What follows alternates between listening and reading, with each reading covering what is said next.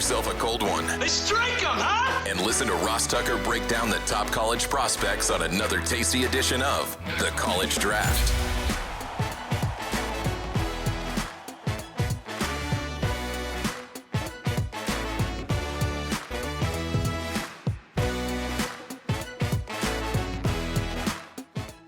Yeah, it's Daddy Soda time here on the College Draft Podcast, presented, of course, by DraftKings. Love me some DraftKings. Just use the code Ross, whether you're playing my beloved best ball on the regular app or placing a wager on whatever you want to place a wager on the DK Sportsbook app. Always check me out on social media at Ross Tucker NFL. I know you guys are all on some platform, right? Maybe it's Twitter or X, maybe it's Facebook, maybe it's Instagram, maybe it's TikTok. Follow me at Ross Tucker NFL. Follow us at Ross Tucker Pod. And definitely follow this guy, Emory Hunt, the man with the plan. He literally was a color commentator for a game in Germany yesterday at F-Ball Game Plan on Twitter. He's Football Game Plan on YouTube, so just search Football Game Plan. We are youtube.com/Ross Tucker NFL. Even if you're not a social media person, great place to watch the best clips from the other shows. Maybe you just watch Ross Tucker Football Podcast and College Football Podcast, or maybe you're a College Football Podcast and Even Money guy, whatever. Speaking of that, by the way, we are less than a month away from Emory making picks against the spread. And if you followed him in prior seasons, and if you followed him on like his CFL bets, you would know that he does very, very well when it comes to that. So very much looking forward to talking with Emory during the season, and which will be here in about a month, about placing some wagers on some of these college games. We got the Big 12 today, and you can still get Emory's draft guide, footballgameplan.com/2024 draft guide, because we've got preseason games coming up the next few weeks in the NFL, and pretty much every guy playing in those preseason games has been in Emory's draft guide, especially the rookies. Emory, it's I got to be honest with you, man. I feel like I have a pretty good feel for the Big Ten. I have a pretty good feel for the SEC. I'm talking about which schools are in the conference. Even the ACC, I can remember that they added SMU and Cal and Stanford. The Big 12, man, I'm looking at it and I'm like, UCF, Arizona, I mean, Colorado, Cincinnati. I feel like out of all of them, we're kind of all over the place with the Big 12. And that in and of itself makes it a fantastic conference to watch this season and follow, because I feel like it's the most wide open. Everyone will talk about Utah and K-State, but man, like, you have a ton of teams. Oklahoma State is going to be really good this year, 20 returning starters. You also have a UCF that on any given Saturday can beat somebody brains in, right? Colorado, how good are they going to be this year? Do they find themselves in contention? Kansas. So there's a bunch of teams in the Big 12. We may see two teams get to the postseason coming from this conference. Well, and in terms of prospects and the top 10 prospects, or Emory's 10 favorite prospects, or whatever we're calling it, I think you have to start with the two young men from Colorado, both of whom are projected to be top 10 picks in the NFL draft. Let's start with Shedeur Sanders. Emory, I don't know why more people don't realize just how good you are. You were talking about Shedeur Sanders 2 years ago, before he was at Jackson State and before he was playing that year at Jackson State. Last year, before he took a snap at Colorado, on this show, you can go back and check the tape, Emory was very clear that he thought Shedeur Sanders would play very well at Colorado and that he was a big-time player. Lo and behold, that's exactly what happened. And now he's, projected top 10 pick arguably the number one quarterback prospect in the draft. What do you think about Shedeur Sanders? What do you see when you see Shedeur, Emory? I see Joe Burrow reincarnated, and they say reincarnated as if Joe Burrow is not still currently playing. But I do see another Joe Burrow, the same level of cool, calm collectiveness that you saw from Burrow at LSU after that UCF hit. That's the same guy you see in Shedeur Sanders. And now with improved offensive line play, he should put up even more ridiculous numbers. And this is why I was high on Shedeur at Jackson State. Because, again, I've said this before. Prior to that, I hadn't watched him in high school. I thought it was going to be, maybe a daddy ball situation. He gets out there at Jackson State and was outstanding. Not good. He was great right out of the gate as a true freshman. And what really sold me was the fact that every time they needed, because that first year they had to come back in some games and they had to win on the last drive. Every time he was coming through in the clutch, no matter how the game was going throughout the course of the game, in the last 4 minutes or when they needed to drive to win the game or get time points, Shedeur was locked in. That carried over to his second season at Jackson State. And we saw that in Colorado. Think about this. People love to pounce on them and say they were 4-8, but they were in a lot of one-score games. Why? Because Shedeur was giving these guys a chance to win each and every week. The defense couldn't stop anybody, and that's all within the realm of the offensive line not being successful. So this dude is playing a pro-level game, and no one in college football at that position is more ready to step in and handle the pressures of the NFL than a kid who's the son of an NFL Pro Football Hall of Famer and who was a cultural icon in Deion Sanders. I have no qualms about Shedeur Sanders' game translated to the NFL. He is, not arguably, he is the number one quarterback in the draft class. Okay, so there's a lot there. Number one, their defense and offensive line were horrendous last year. I mean, really, really bad.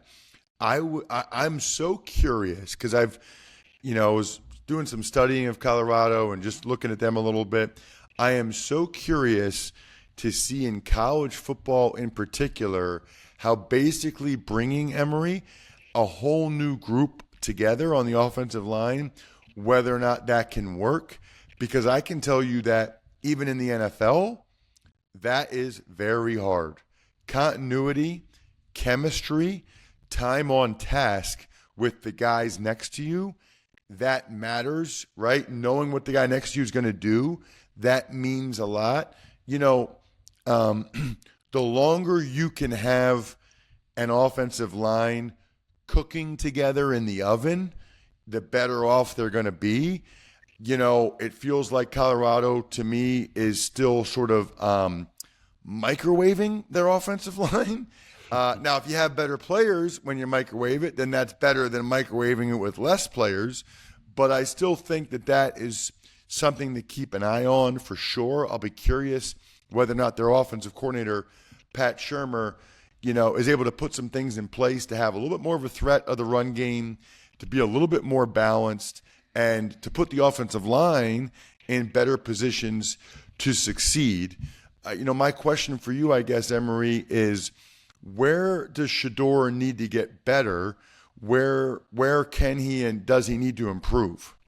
Living to play another down. He doesn't turn the ball over, but that also can be tied into taking a lot of unnecessary sacks. Sometimes you just have to throw the football away. And you like that he's protecting the ball when he's getting sacked, but you don't like that he's getting sacked when he could throw the football away. So living to play another down is the only place I feel like he has to improve.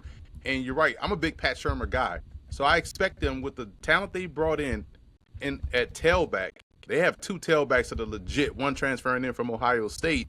And if they run the ball better this year, the offensive line, by osmosis, should help pass protect better, because you won't be in empty 95% of the time and putting these guys in harm's way. So I think the run game will be better this year, which subsequently help the offensive line better. But Shedeur definitely has to make sure when he doesn't see something open, every play can't be the last play of the game. Just throw it away and go to 2nd and 10. Well, and he definitely proved his toughness last year. That's for sure, because he took a lot of shots. What about his teammate, Travis Hunter, who had some previously unheard of snap counts last year, playing over 100 snaps a game, playing some games 112, 120 snaps on both sides of the ball. I guess the question with Hunter is, I kind of thought, Emory, he was a corner first, receiver second. You know, I read something from Daniel Jeremiah recently that kind of went the other way on that, and Daniel sees him more as a receiver first and a corner second. What do you see when you see Travis Hunter? I see him as a football player, the guy that you want on your team.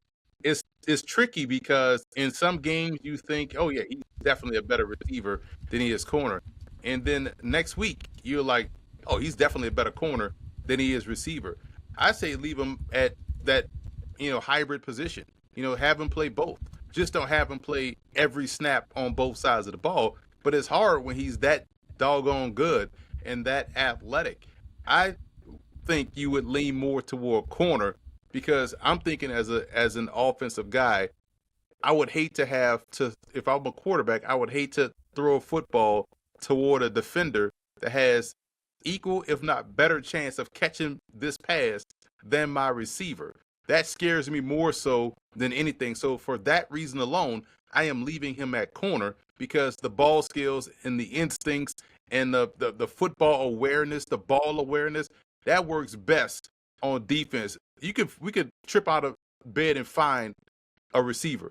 You know what I'm saying? But you rarely find a corner that can catch like a receiver, that sees the game from an offensive perspective. To me, he screams cornerback. Leave him at cornerback and let him thrive on that side of the ball. And situationally, like we've seen over the course of time with Chris Gamble, with all other kind of guys that play both sides of the ball, Shannon Bailey, Rob Woodson, like let's just situationally break in case of emergency. We need a big play here. Let's put him on offense and make a play, but let's leave him on defense where he can take the ball away. Before we get back into Travis Hunter, I want to make sure, Emory, you and everybody else know how obsessed I am right now with this Game Time app. It is awesome. I'm looking at it right now. Zach Bryan is playing at Lincoln Financial Field. I can get tickets. Those of you watching on YouTube, I'm literally on my Game Time app right now showing it to you, youtube.com/Ross Tucker NFL. Here's what I didn't realize, Emory. Tomorrow, Citizens Bank, where the Phillies play, Def Leppard. Friday the 9th, Green Day. Friday the 26th, Blink 182. These are all my jams, Emory. This is the music from my high school days. Blink 182, Green Day, unbelievable. Not to mention, by the way, how inexpensive the Major League Baseball tickets are or the preseason tickets. It's amazing. Take the guesswork out of buying MLB tickets with Game Time. Download the Game Time app, create an account, use code DRAFT, D-R-A-F-T, for $20 off your first purchase. Terms apply. Again, create an account and redeem code D-R-A-F-T for $20 off. Download Game Time today. Last minute tickets, lowest price, guaranteed. Emory, last question on Travis Hunter is just whether or not you think playing two positions is hurting him in any way, because it sounds like, he's a little bit raw on the defensive side of the ball, and I wonder if that negatively affects his draft stock, if because he's not totally focused on corner, that he's a little raw, and maybe a team takes a guy that's a little bit more polished than Hunter next April. But we see this all the time, and that's a good point, where a guy may be raw, but how are his instincts? And if his instincts are telling you, hey man, we could smooth out the rough edges in terms of his technique or whatnot, but we can't coach a guy that has great spatial awareness, great situational awareness on defense. We need that. Everything else is cosmetic. So I wouldn't too much particularly I remember this quick story being in college. And this is, this 2002, maybe 2003. And we all in the cafeteria just shooting the breeze, just talking about the draft. I remember we got in a big argument between TJ Duckett or Willie Green, right? So it was all who you prefer. And then we was looking at the newspaper for those out there, and we saw this dude at Bethune-Cookman had 13 interceptions that year. We was like, bro, I don't even know what this dude looked like. I'm taking him because he got 13 picks. It was Rasheem Mathis. And so, listen, I don't care what the technique looks like. I don't care how raw he is. You show me the dude that got ball skills and instincts, I will gamble on that every time, 14 times out of 10, Ross. All right, let's get to some of these other guys because I obviously you played running back. You know a lot about the running back position when you evaluate it. Talk to me about Ollie Gordon at Oklahoma State. He's a tall runner, kind of in the mold of what you saw from. You know what he truly reminds me of? Jeremy Langford that played at Michigan State. Ended up getting drafted by the Bears. He's a tall runner. He runs high. But man, he's so tough to bring down, and he's going to be a big reason why I believe Oklahoma State can and will win the Big 12 this year. Wow. So what kind of prospect do you think he is, Emory? Like, you think he's like a first round guy? Is he that type of guy or not necessarily? I believe he's a day 2 guy. He would be best as a pro to me, as a part of a tandem. You think about how, these back, he could be your 4-minute guy, your closer, because he does seem to get stronger with each and every carry. But what's underrated about his game, he's an excellent receiver. Like, he's very comfortable in catching the ball away from his body. They flex him out, on the perimeter and throw him quick screens and stuff like that. You can see the proper hand technique. So I see him as a day 2 guy. It'll be about how he tests and how fast he runs. But remember, Jeremy Langford, while he may not have looked how he ran the fastest time that year at the combine, I think 4.3, which shocked everybody. But I see that for like a guy like Ollie Gordon.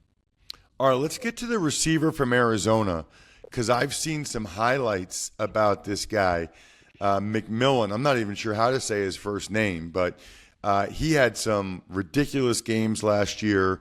I've seen him have some absolutely fantastic catches. There's even like from spring ball, I think, some clips I've seen on social media, Emory. Tell me about McMillian from Arizona.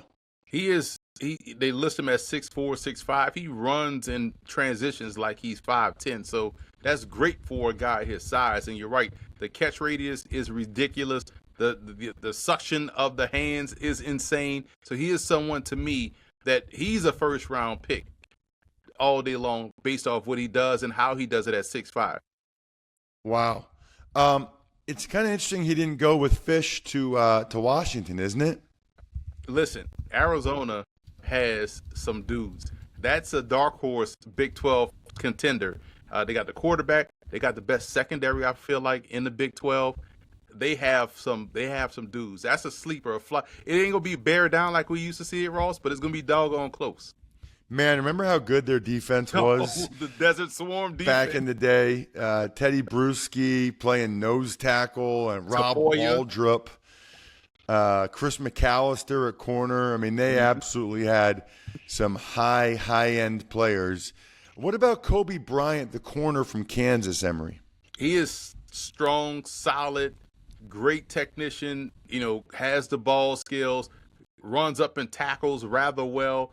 I love his press ability. And so give me those corners that are not afraid to get in your face and understand their sideline is the friend and know how to wall you and pin you to the sideline. That's Cobee Bryant. And he also has the ability to play the ball through the hands of the receiver. And I just think he has good all-around game. Yeah, no, and that's Kansas. They got another guy that caught your attention, and that's the running back, Devin Neal. Yeah, and he is so good. He reminds me a lot of Miles Sanders, and then how he catches the football out of the backfield, how he's able to make guys miss in the open field, just a smooth, runs light on his feet, so he's able to cut on a dime and transition well. I like his ability as a RB2 within the scheme. Like, if you pair him up with Ollie Gordon, you got something cooking in terms of a run game. But, yeah, Kansas quarterback Jalen Daniels is good. Like, so when we talk about earlier how these teams you could pick one out the bag to win the Big 12. This is one of those teams. I'll be very curious to see how things unfold at Kansas offensively now that their OC, Kotelnicki, went to Penn State? You know, is there a drop-off? Because they did some really, really creative stuff with that OC, Andy Kotelnicki, who Penn State sort of poached in the offseason. What about another running back? We'll just keep hitting them. RJ Harvey from UCF. No one is talking about this dude, Ross. When you watch his film, you instantly notice how excellent this dude is. He's explosive, and if he has a lane, he's gone. And so now you factor in, and there were some times I'm watching this film, I'm like, man, why does John Reese Plumlee not just give him the ball? Like, you're being selfish, bro. Like don't pull it, give it to him. He had a house call waiting to happen. You add KJ Jefferson to this mix, I think RJ Harvey will become a household name by midseason. Wow. That's interesting. Because his age is why people have some reservations. He was a 2019 kid, so you know how that go. Right. All right, one more running back while we're at it. How about C.J. Donaldson from West Virginia? He's a junior, Ross, but I've been high on him since his first game. I ain't seen it all, but I've seen enough. Like, that game against Pitt, he had like 7 carries for 100-something yards. I'm like, this dude has the juice. And he's technically listed as an H-back tight end for them, but he runs like he's a true tailback. He's 6'1", 240, reminds me a lot of James Conner. Remember how when James Conner first hit the field at Pitt, he was an edge rusher?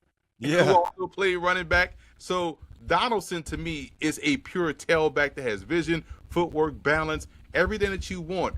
And if he has another standout year, this is someone that I think no one is talking about as a top-tier back in college football. Wow. And they got a pretty good offense for him to showcase that at West Virginia. Absolutely. And again, he plays both that H-back role, tight end role, but man, every time I see him touch the football, he's breaking long runs. So how about we just allow him to touch the football as a tailback all the time? Let's get to a couple other guys on the defensive side of the ball in the conference, Emory. And we'll go to Justin Kirkland, a D tackle from Oklahoma State. He's the key cog up front for Oklahoma State. Nose tackle, like occupies blockers, can be a pressure player in terms of collapse in the pocket, makes the linebackers look great for Oklahoma State. And I know no one talks about nose tackles, but this is, I think, one of the best ones in college football. There's about 5 that you could pick out and say these are, legit studs at the next level. I think Kirkland is another one of those guys. And then Arizona, you were saying earlier how they've got a lot of good players, including arguably the best secondary in the conference, led by their corner, Tacario Davis. You talk about someone that's arguably, I know I'm throwing out a lot of comps, but he when you watch him play, he does remind me of Marlon Humphrey, how he's just like, you don't see separation, and receivers are having a hard time shaking free. He's got long arms. He's able to play through the hands. He's confident when the ball is in the air, so he doesn't panic, which allows you to make a lot more plays on the ball. He's able to bait quarterbacks, so he's able to, fall off in that cover 2 look where he's pressing, then turns and rides, but he's really going to sink, sit, and then drive on the ball. He does that really well.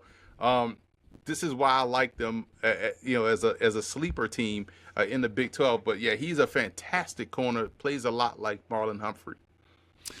And then I wanted to ask you, what are your thoughts on Shilo Sanders, the other Sanders' son in Colorado? I feel like Shilo is a fun player to have on the team. NFL, it may be a little tough. He may be a core special team in that role, but he could also be a starter right away. I feel like in the UFL or one of those leagues, maybe even as a linebacker in the CFL, as a defensive halfback, as they like to call it. But NFL, I think he's a core special team, but he's definitely going to be playing pro ball because his attitude and how he likes to hit people. Yeah, it's funny, just some of the other receivers for Colorado, too, looking at it. Jimmy Horn Jr., they've got Will Shepard, who I did a couple of his games last year at Vanderbilt. He's a good player. I mean, he was Vanderbilt's best player the last couple years, and now he's at Colorado to give Shedeur Sanders another reliable weapon, somebody that he can sort of count on. He's terrific in the red zone, terrific, on contested catches, body control. So yet another big-time weapon. I don't know if Will graduated from Vanderbilt or not. Hopefully he did, got that degree, and then has a chance to play with a quarterback like Shedeur Sanders. Check out Emory on social media. He's the man at FBall Game Plan on Twitter, Football Game Plan on YouTube. You should still get that draft guide for the preseason, footballgameplan.com/2024 draft guide. It's basically your preseason football guide. I'm at Ross Tucker NFL. We are at Ross Tucker Pod. Next week is a big one. It's the SEC. Might have to have a two-parter on the SEC. Other than that, the keg is kicked. We are all tapped out.